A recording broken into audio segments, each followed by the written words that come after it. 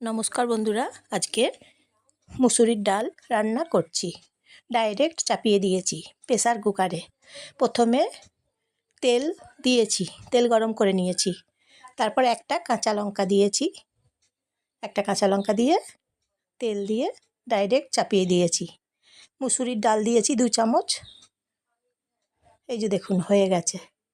তারপর নুন হলুদ দিয়েছি, একদম ডাইরেক্ট চাপিয়ে দিয়েছি তো তাই আজকে এই যে দেখাচ্ছি।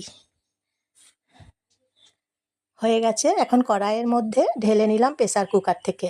প্রেসার কুকারে ডাল রান্না করেছি, মুসুর ডাল রান্না করেছি। এই যে দেখুন, প্রথমে ভেজে তারপর চাপিয়ে নিয়েছি, রান্না করে নিয়েছি মুসুরির ডাল। এই যে দেখুন হয়ে গেছে, খুব টেস্ট হয়েছে। বিনা মশলা দিয়ে ডাল বানিয়ে নিলাম। এখন নিরামিষ মুসুর ডাল, একটা লঙ্কা কাঁচা লঙ্কা একটা দিয়েছি, ভেজে চাপিয়ে রান্না করে নিলাম। নমস্কার নেবেন তাহলে বন্ধুরা, আজকের মতন